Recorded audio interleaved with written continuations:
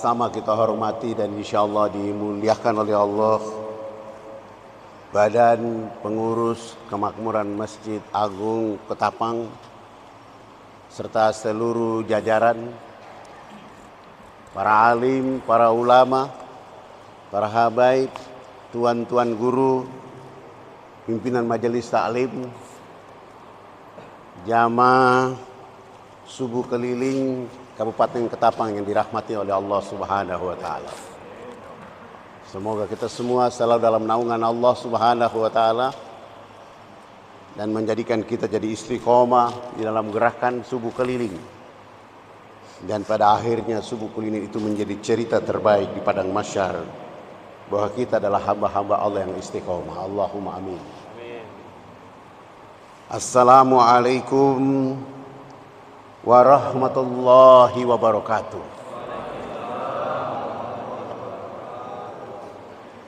Innal hamdalillah nahmaduhu wa nasta'inuhu wa nastaghfiruhu wa na'udzu billahi min sururi anfusina wa min sayyiati a'malina.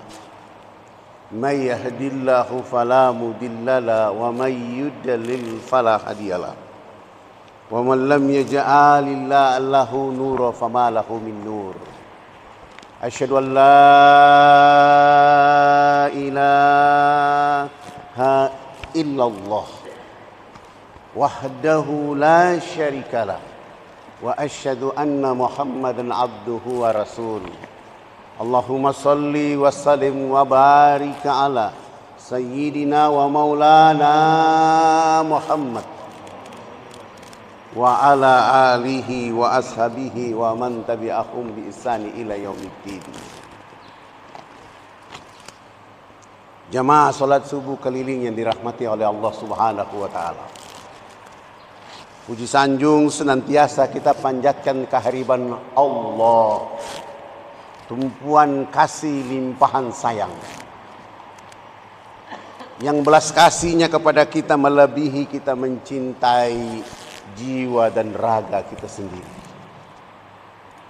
Dialah Allah yang selalu merindukan doa dan taubat hambanya, melebihi sang bayi yang merindukan air susu dari ibunya. Dialah Allah yang selalu mencurahkan perhatian, diminta ataupun tidak diminta, rizki tetap mengalir, rahmat terus tercurah dan melimpah kepada seluruh makhluk-makhluk dan hamba-hambanya. Namun dalam keadaan dan waktu yang sama, kebanyakan manusia di atas muka bumi beribadah dengan menaikkan kejahatan dan maksiat ke hadapan Allah Rabbul Alamin. Dialah Allah yang selalu mengurus segala keperluan hidup daripada makhluk-makhluk dan hamba-hambanya. Sementara dalam keadaan dan waktu yang sama, kebanyakan manusia di atas muka bumi mensyukuri dengan menaikkan dosa, bangga dengan dosa, bahkan tidak malu-malu berkampanye dan berbuat dosa di alam Allah Rabbul Alamin. Dialah Allah Al-Khaliq Tabaraka wa Ta'ala yang menciptakan manusia dari setetes air mani yang hina. Mereka menjadi gagah, ganteng, cantik. Ada yang rambutnya keriting, kulitnya hitam keling. Ada yang rambutnya lurus, kulitnya putih. Ada pula yang kulitnya putih, rambutnya warna krem. Mereka seluruh manusia itu Allah tebarkan di seluruh alam semesta. Dan sungguh Allah melebihi mereka manusia daripada makhluk Allah yang lain, berupa akal dan pikiran. Tetapi kebanyakan di antara mereka manusia itu hidup dengan keangkuhan, egois, tamak, rakus, sombong. Bahkan di antara mereka manusia itu sudah mulai ada yang berani-berani lupa kepada Allah Rabbul Alamin. Di suatu saat Allah akan mengembalikan mereka manusia itu ke tempat yang paling terhina dan terendah, yaitu menjadi bangkai-bangkai yang ditelan oleh cacing-cacing Allah di perut bumi Allah. Dialah Allahu Akbar. La ilaha illallah, ma'buda illallah. Alhamdulillahirabbil alamin. Dengan segala persebaran rahmat, taufik, hidayah, peluang, kesempatan, kesehatan yang di dalamnya diberkahi, diridhoi dan dirahmati, sehingga di subuh pagi hari yang mulia kita berkemampuan menyatukan jiwa dan raga kita, berduyung-duyung menuju ke rumah Allah yang mulia, di bulan yang mulia, suasana yang mulia, membangun kemuliaan dan kecintaan kita kepada Allah melalui sholat subuh berjamaah. Semoga sholat subuh pagi hari ini menjadi sholat subuh yang tersempurna. Salam dan salawat pun di pagi hari yang mulia saya mengajak kita menyampaikan kepada keluarga terbaiknya, sahabat-sahabatnya, siang, malam, pagi, petang. Mereka berada dan bersama Rasul Sallallahu Alaihi Wasallam di dalam suka dan duka dari dakwah itu. Dan subhanallah, subhanallah, subhanallah, dakwah terus menyebar ke seluruh penjuru dunia. Termasuk cerita sejarah tentang kota Ketapang yang menjadi negeri bertua orang-orang berjuang dengan akidah Islam. Walau ombak yang tinggi, tantangan yang berat, perahu kapal dakwah mereka bersandar di bibir pantai, tapi lisan mereka menyuburkan hati orang-orang agar tunduk memuji Allah dari karya dakwah yang mereka lakukan itu. Melalui tempat yang mulia saya juga mengajak tuan, puan, abang, kakak, semua jamaah yang hadir. Mari kita turut menyampaikan salam dan salawat para alim, para ulama, pejuang bangsa Indonesia. Mereka telah menikmati dan merasakan sulitnya hidup selama 350 tahun, dijajah oleh negeri yang luas wilayahnya 425 km persegi dengan total penduduk 9 juta, tapi mereka berlama-lama tinggal di negeri ini. Ulama menyadarkan diri, santri menyatukan barisan. Mereka berada pada konsep wa'tasimu bihablillahi jami'a wala tafarraqu. Dari ayat ini mereka mentadaburi sehingga mereka melahirkan 3 konsep perjuangan: bertanah air satu, berbangsa satu, berbahasa satu, yaitulah Indonesia kita. Itu menjadi ukuran kebangkitan, sehingga mereka menulis di dalam pembukaan Undang Dasar 45 bahwa penjajahan di atas dunia harus dihapuskan karena tidak sesuai dengan peri kemanusiaan dan peri keadilan. Dengan satu momentum perjuangan, Indonesia berdasarkan Qul huwallahu ahad, atau bahasa nasionalnya Indonesia berdasarkan ketuhanan yang Maha Esa. Dengan dasar tauhid itu mereka berjuang walau tidak punya senjata modern, tidak memiliki nuklir, tapi iman tauhid. 9 Ramadan 1364 Hijriah bertepatan hari Jumat 17 Agustus, Indonesia kita dirahmati kemerdekaan, sehingga dalam keadaan damai melewati 78 tahun, dan kini kita sedang menuju 79 tahun. Kita berusaha dari Sabang sampai ke Merauke, dari Merauke sampai ke Sabang, dari Pulau Rote sampai pulau-pulau yang lain. Bagaimana kita mengumandangkan dakwah Nabi ini sampai kita akan diakui oleh Rasulullah SAW menjadi umatnya kelak dengan permadani syafa'ah dari Rasul Muhammad SAW. Bapak Ibu yang dirahmati oleh Allah Subhanahu wa taala, alhamdulillah subuh hari ini menjadi hari kedua kali saya berdiri di Masjid Agung ini. Karena kurang lebih beberapa tahun yang lalu datang, dan ini datang kembali karena doa daripada Bapak, Ibu, dan kita semua. Semoga majelis seperti ini terus menjadi bagian yang akan bertanya kalau ketika kita berkumpul di surga ada sahabat yang tidak hadir, maka kita akan tanya mana sahabat yang bersama kita ikuti keliling subuh itu. Maka kita yang akan meminta, Allah akan meminta kita mencarinya dan membawa dia kembali ke dalam surganya Allah. Bapak Ibu yang dirahmati oleh Allah Subhanahu wa taala, hari ini oleh cerita singkat saja. Setiap saya melakukan perjalanan dakwah di pedalaman Irian, yang saya bawa sabun mandi,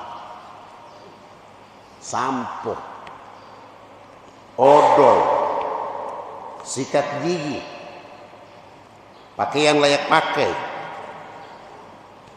buku Iqra, ada Zabur, ada Taurat, ada Injil. Al-Quran datang menceritakan kembali tentang ketaatan kepada Allah Subhanahu wa taala dan menceritakan sikap hidup hambanya di bumi agar dia mengontrol jiwanya, menata perjalanan hidupnya menjadi orang-orang yang selalu berbuat kebaikan di atas muka bumi.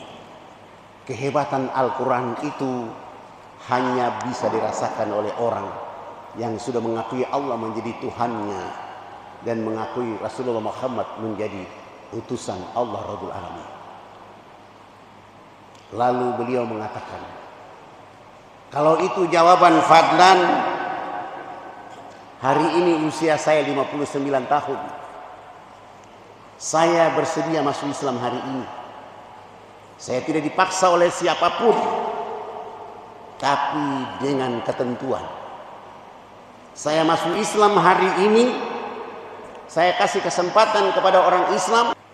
Kalau umat Islam di sini tidak bisa mengajari saya mengenal huruf Al-Quran yang keriting ini, maka setahun kemudian saya akan murtad kembali dari agama saya. Panjang yang ketiga, bagaimana kita membuat dia menyambung tanda baca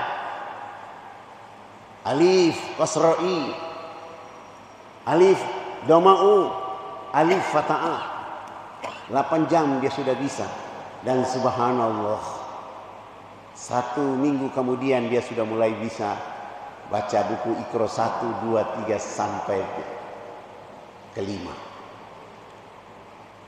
2 hari kemudian dia sudah masuk di juz amma. 1 bulan sudah mulai ada di Al-Quran besar. 3 bulan kemudian mulai suasana mahraj, tajwid, lagu baca pun diberikan kepada dirinya. Alhamdulillah, Allah menggenapi cita-citanya agar bisa baca Quran. Usia sudah 60 tahun, dia membaca Al-Quran dengan baik dan benar. Usia 60 tahun. Maka di usia 61 tahun ini, saya akan menghadiahkan lisan saya, mata saya, pendengaran saya, seluruh darah daging, tulang, rambut, dan kuku saya dengan usia 61 tahun menghatam Al-Quran sebanyak 117 kali. Subhanallah, 117 kali menjadi panduan dia dari bulan pertama sampai bulan ke-12, 365 hari. Dia kasih turun itu spanduk lagi, dia bawa ke kota, dia buat tulisan berikutnya. Saya baru 2 tahun masuk Islam, maka saya harus mengejar ketertinggalan saya. Karena baru saya baca, saya hatam Quran sebanyak 117 kali, maka di usia 62 tahun saya berusaha untuk menghadiahkan diri saya, mengejar ketertinggalan saya dalam ibadah beragama Islam. Saya harus bisa mampu hatam Quran di usia 62 tahun sebanyak 177 kali. Begitu 1 tahun 62 tahun dia sudah baca lengkap 177 kali hatam, maka dia tulis di usia 63 tahun, di akhir kehidupan saya ini ditempuh kalau jalan kaki 17 hari baru kita sampai ke sana.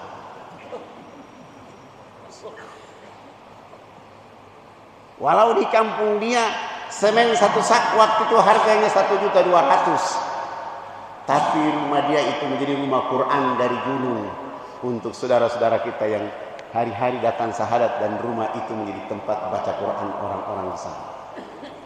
Bapak Ibu yang dirahmati oleh Allah Subhanahu wa taala. Setelah kita bikin program itu, kami bikin program berikutnya lagi, satu rumah, satu Al-Quran. Selesai sholat Isya, dengar ceramah sedikit mereka di masjid di kampung, semua diwajibkan pulang ke rumah untuk membuat rumahnya bunyi dengan ayat-ayat Allah dengan program satu rumah satu Al-Quran. Di satu rumah, anak kepala suku karena suaranya bagus, dia sudah bisa baca dengan sempurna. Dia ambil Al-Quran dan dia baca Quran kurang lebih 2 jam. Ayahnya tidak kebagian Al-Quran karena Al-Quran cuma 1 di dalam rumah. Apa yang terjadi? Ayahnya berkelahi dengan anaknya dan lapor ke kepala kampung bahwa anak ini dia kurang ngajar. Dia hanya sendiri membaca Al-Quran sementara dia tidak memberikan Al-Quran kepada kami dalam rumah. Subhanallah. Perkara laporan karena tidak kebagian baca Quran dibawa sampai kantor desa, dan saya masuk memberi penjelasan sekaligus malu kepada mereka. Akhirnya kita rubah program satu orang satu Al-Quran di kampung, dan Al-Quran itu juga menjadi Al-Quran dari keluarga besar masyarakat muslim, tuan-puan, kakak adik, abang kakak dari Ketapang yang kita bawa dari sini ke sana untuk mereka. Siar ini terus kami bawa terus, dan kami terus bekerja sampai saudara-saudara kita itu menjadi orang-orang yang dekat dengan agama dengan sempurna. Dan alhamdulillah dari doa Bapak Ibu semua, Islam dari waktu ke waktu berkembang, baik dari desa sampai ke kota mulai datang satu persatu. Kalau yang ada di kampung, metode sabun mandi dipakai untuk merubah bagaimana mereka tahara dengan baik dan benar. Pakaian layak pakaian dikirim menjadi topik untuk kita bisa menutup aurat mereka. Sampai-sampai ketika Islam sudah sampai di satu negeri, jarak dari kota kita harus jalan kaki kurang lebih 20 hari karena tidak ada pakaian. Maka mereka terpaksa sholat dengan menggunakan pakaian tradisional itu. Bukan karena tidak ada pakaian. Untuk mengangkut pakaian dari desa terdekat ke kampung itu, kami harus jalan kaki 10 hari 10 malam. Tapi subhanallah, begitu ada teman-teman TNI dan Polri punya helikopter, kita titip pesan sekali datang ke tempat ini, jangan lupa bawa pakaian yang kami bawa. Dan alhamdulillah daerah itu hari ini di atas puncak gunung yang tinggi, hari ini menjadi masjid tertinggi di Indonesia yang dimulai dari sana. Yang ketika di pagi hari seperti ini, ketika orang di Ketapang masih tidur, saudara kita yang ada di Gunung Timur Indonesia khususnya Irian itu membangunkan Indonesia dari tempat yang tinggi. 2 jam kemudian baru Pontianak melanjutkan suara panggilan as-salatu khairun minan naum dari timur Indonesia. Bapak Ibu yang dirahmati oleh Allah Subhanahu wa taala.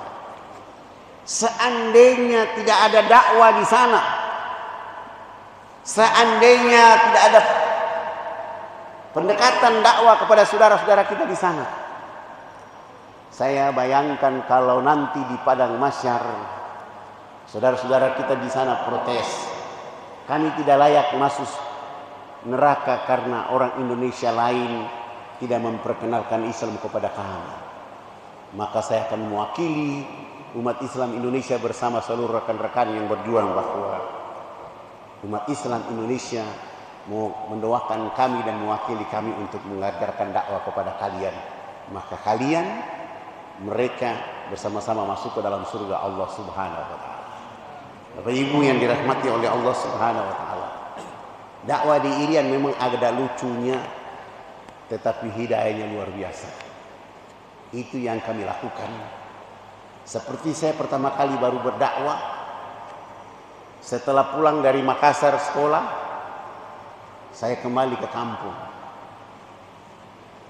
Harapan dari ayah dan ibu saya harus jadi pegawai pemerintah.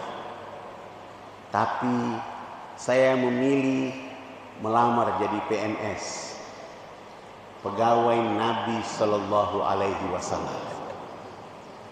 Jadi dai. Seluruh keluarga ribut.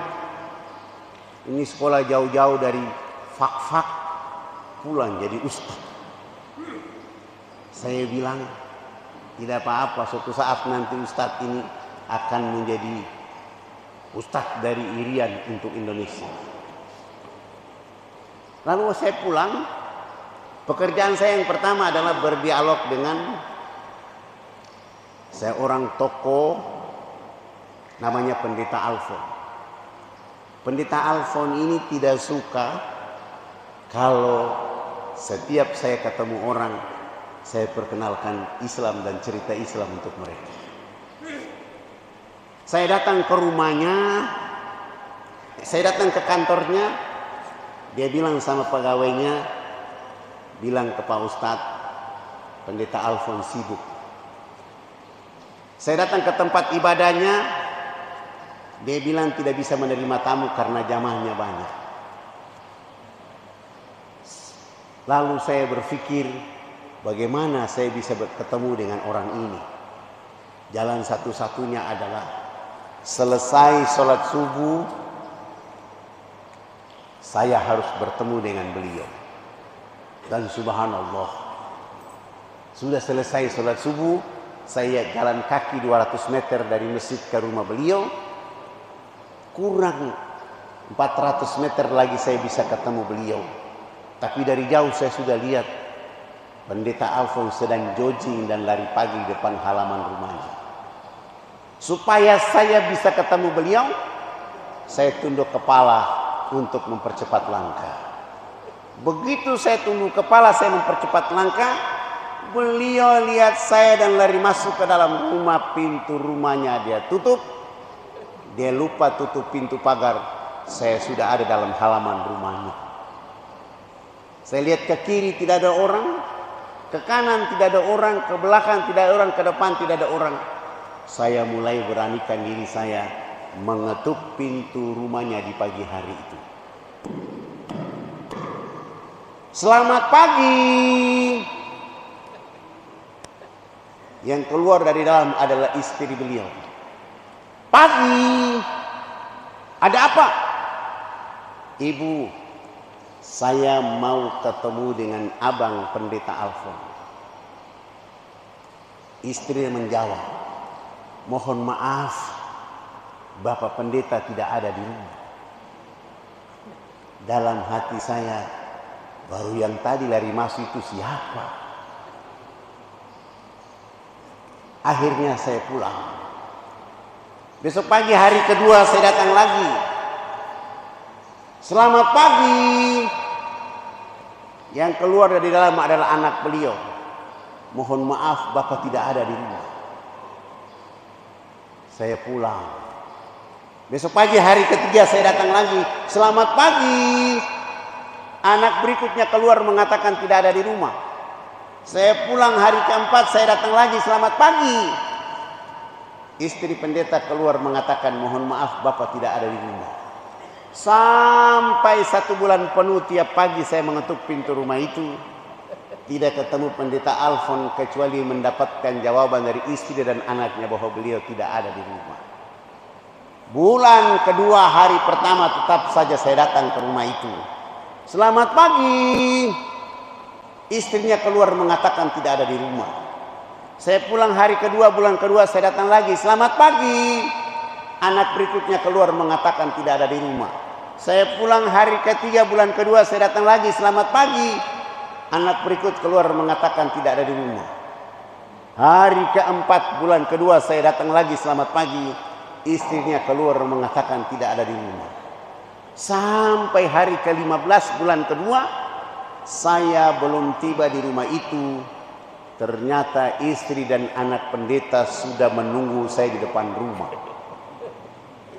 Begitu pagi-pagi saya datang, saya menyapa selamat pagi. Langsung mereka ramai-ramai mengancam saya. Anda ini tidak bosan tiap pagi datang ke rumah kami? Seakan-akan rumah ini menjadi pekerjaan Anda tiap pagi. Kami sudah bilang Bapak pendeta tidak ada, kamu paksa saja tiap hari datang ke rumah ini. Saya pulang. Besok pagi hari ke-16 bulan kedua tetap saja saya datang ke rumah itu. Selamat pagi. Istri pendeta keluar mengatakan, kau lagi yang datang. Kau ada telinga atau tidak? Saya pulang. Sampai 2 bulan penuh. Tiap pagi saya mengetuk pintu rumah itu, tidak ketemu pendeta Alfon. Kecuali mendapatkan jawaban dari istri dan anaknya silih berganti bahwa beliau tidak ada di rumah. Bulan ketiga hari pertama tetap saja saya datang ke rumah itu. Selamat pagi. Istri pendeta keluar mengatakan tidak ada di rumah. Saya pulang besok hari kedua, bulan ketiga saya datang lagi. Selamat pagi. Anak keduanya keluar mengatakan tidak ada. Sudah mulai tensinya tinggi. Besok pagi hari ketiga, bulan ketiga saya datang. Subhanallah. Begitu saya menyapa selamat pagi, anak tertuanya keluar dan mengatakan, pagi Pak Fadlan, mohon maaf Bapak tadi malam kecapean, kelelahan sehingga kami bawa ke rumah sakit. Saya langsung memuji Allah dalam hati saya. Alhamdulillahirabbil alamin. Saya tidak pulang ke rumah, tapi melanjutkan perjalanan dari rumah pendeta ke rumah sakit untuk mencari tahu keadaan yang sebenarnya. Subhanallah. Begitu sampai di rumah sakit, saya tanya di bagian informasi, mereka mengatakan, benar, beliau tadi malam masuk rumah sakit dan sekarang ada di kamar nomor 48.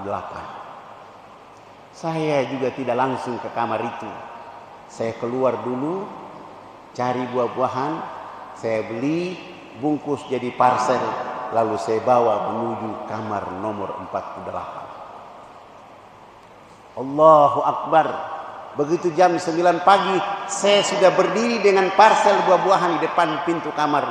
Lalu saya berusaha mengetuk pintu ruangan itu. Selamat pagi. Dan subhanallah, istri pendeta Alfon menjawab dari dalam kamar, pagi, silakan masuk. Rupanya dia tidak tahu kalau itu adalah saya.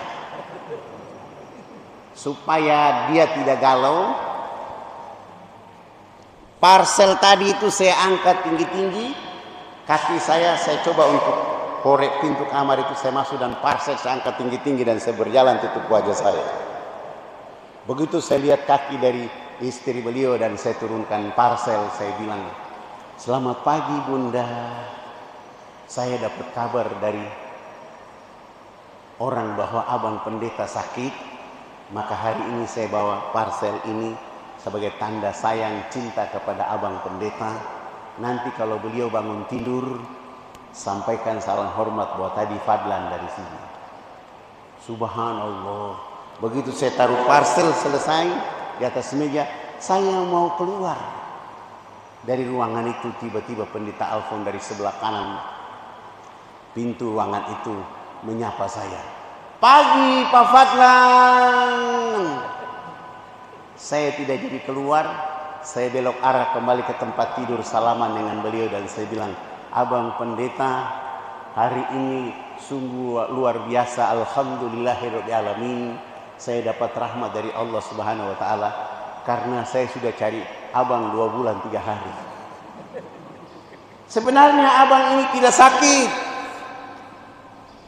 tapi abang sudah 2 bulan penuh 3 hari mendidik keluarga inti, masih pagi-pagi hari sudah berbohong bahwa abang tidak ada di rumah. Saya tahu abang ada dalam rumah.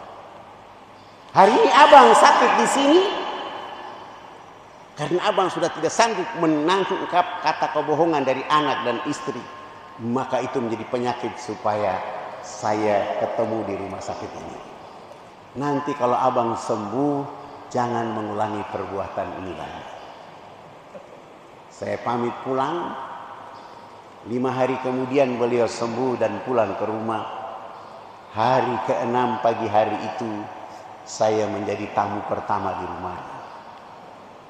"Selamat pagi." Subhanallah, pendeta Alfon bersama istri dan 7 anak membuka pintu dan mempersilahkan saya masuk ke dalam rumah mereka. Di pagi hari itulah saya mulai dengan tema dakwah saya yang pertama, indahnya Islam bagi penduduk alam semesta. Dari jam 10 pagi sampai jam 12 siang saya pamit pulang. Pendeta Alfon mengantar saya sampai di depan halaman rumah. Beliau mengatakan, "Pak Fadlan, usahakan besok datang ke rumah ini lebih pagi lagi." Alhamdulillah besok pagi saya datang dari jam 7.30. Saya sholat duhur. Beliau bilang, "Selesai sholat kembali lagi ke rumah sampai asar." Pekerjaan seperti ini saya lakukan 5 hari berturut-turut. Menjelang hari ke-5 di waktu asar, pendeta Alfon bersama istri dan 7 anak menyatakan sikap kepada Fadlan waktu itu bahwa saatnya kami hijrah mengucapkan 2 kalimat syahadat. Begitu saya membimbing mereka mengucapkan 2 kalimat syahadat, langsung saya sujud syukur dan menangis. Ya Allah, hamba yang terhina ini seandainya tidak kuat mengetuk pintu rumah itu selama 2 bulan 3 hari, mereka ini tidak mendapatkan hidayah darimu. Terima kasih ya Allah, Engkau mendidik Fadlan menjadi orang yang bersabar dengan standar hidup yang rendah. Tapi Engkau mengangkat bagaimana kekuatan lisan ini sampai kepada orang-orang yang akan mengenal Engkau. Engkau memberi keluarga ini mengucapkan namamu, mengucapkan nama kekasihmu Muhammad SAW. Alhamdulillah sudah masuk Islam selesai. Nama Alfon saya ganti dengan nama Abu Sofyan.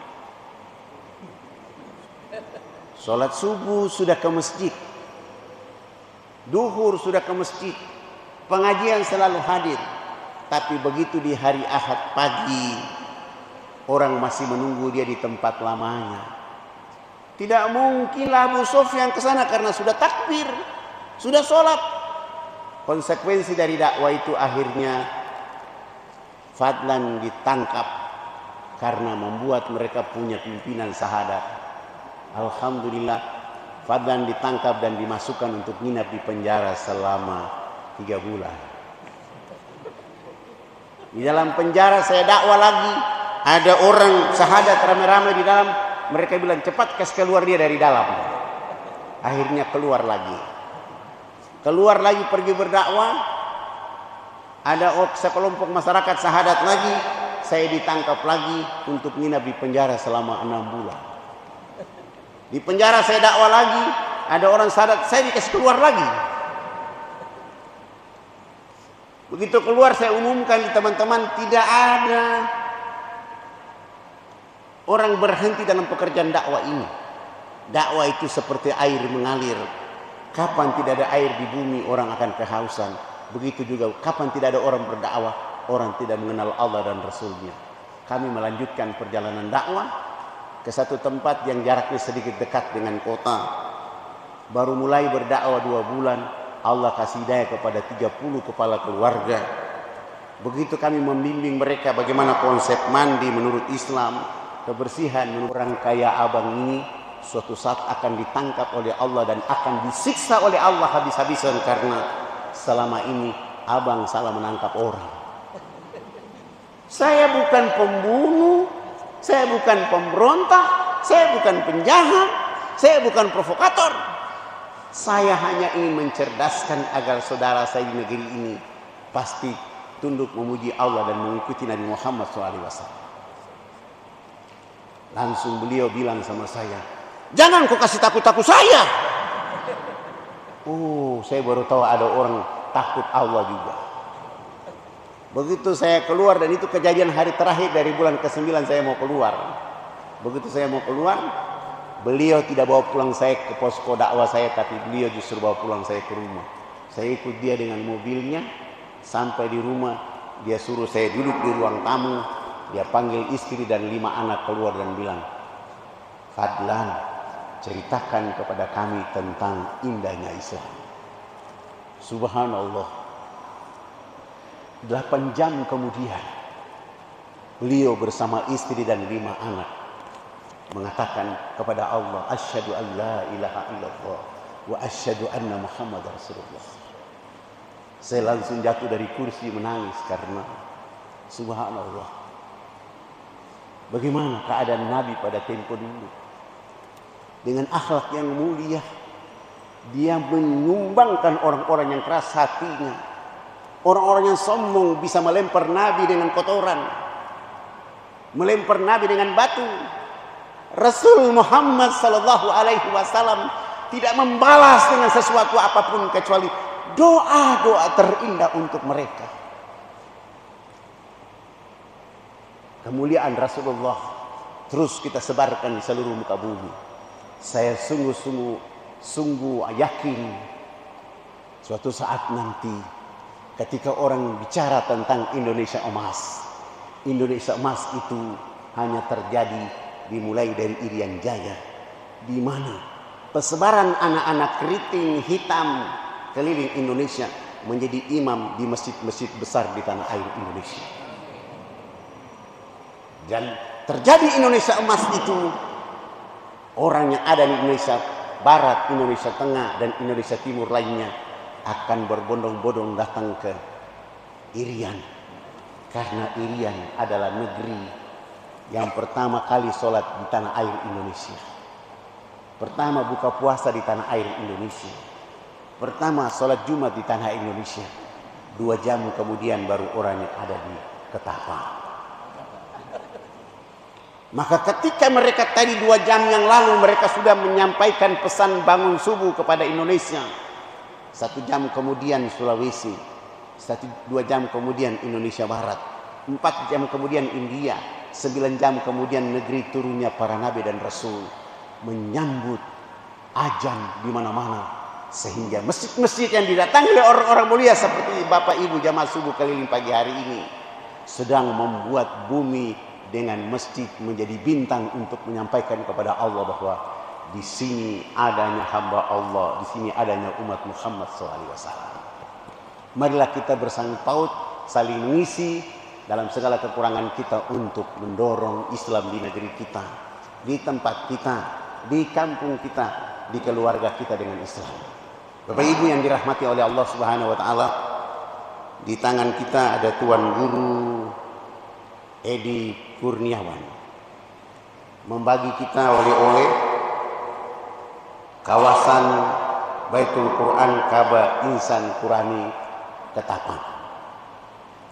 Rasanya di pagi hari ini kalau tidak sempurna, tidak lengkap kalau kita mengambil peran kebiasaan Nabi dengan berinfak di pagi hari. Maka saya mengajak Bapak Ibu sebelum keluar dari masjid ini, marilah kita sisihkan infak sedekah untuk pembangunan Baitul Quran Ka'bah Insan Qurani Kabupaten Ketapang. Kalau ibu mau satu hari 10.000, store ke rekening 77776666 atas nama Yayasan Ihsan Quran. Syukur-syukur Bapak Ibu pagi hari ini ada yang datang menyetor atau berinfak kepada Tuan Guru kita. Subhanallah, badannya kecil, cita-citanya tinggi dengan Al-Quran. Sehingga kita bisa membuat ketapang menyambung perjuangan para ulama kita pada tempo dulu, sehingga negeri ini menjadi nilai Quran dari perjalanan kehidupan kita. Maka itu sekali lagi saya mengajak Bapak Ibu, siapa yang pertama di antara Bapak Ibu berdiri lalu berinfak kepada Baitul Quran Ka'bah Ketapang? Siapa yang pertama kali berdiri? Mohon berdiri dengan senang hati yang gembira, maju ke depan ketemu Tuan Guru Edi untuk menyerahkan infak terbaiknya. Atau ada ibu-ibu mengatakan, Pak Ustadz kami tidak bawa uang, ini ada cincin saya, ada gelang saya, ada kalung saya, ada anting-anting saya daripada berat di tangan, di leher saya, telinga saya wakafkan untuk rumah Quran. Ada bapak-bapak mengatakan, Pak Ustadz saya tidak bawa uang, ini ada kunci motor saya mau serahkan. Ada juga yang mengatakan, Pak Ustadz saya juga tidak bawa apa-apa, saya hanya bawa kunci mobil, tolong ambil mobil ini antar saya ke rumah dan bawa kembali mobil untuk menjadi wakaf saya. Karena saya ingin harta saya pagi hari ini bercerita bahwa kamilah keluarga ahli sedekah untuk masuk pintu surga dengan pintu infak sedekah terbaik. Saya kira itu yang bisa sampaikan. Sekali lagi mohon maaf lahir batin. Kalau ada yang mau bertanya saya persilahkan 1 atau 2 pertanyaan. Atau ada yang mau ikut saya dakwah di Papua, saya juga persilahkan dengan persyaratan. Kalau dia pemuda, dia wajib menikah dengan anak kepala suku di sana. Kalau dia sudah punya istri di sini, dia juga boleh menikah di sana dengan anak kepala suku. Sehingga antara Ketapang dan Papua, pintu gerbang dakwah kita makin maksimal. Tadi MC kita dengan pantun, menyampaikan pantun. Saya dari tadi pikir-pikir, kira-kira pantun apa lagi yang saya bisa balas. Maka saya mulai dengan pantun saya, menutup dengan pantun saya. Burung irian, burung cendrawasih. Di irian juga ada burung kasuari. Itu nama-nama burung yang sudah lama ada di sana. Mohon maaf lahir batin. Wabillahi taufiq wal hidayah. Wassalamualaikum warahmatullahi wabarakatuh.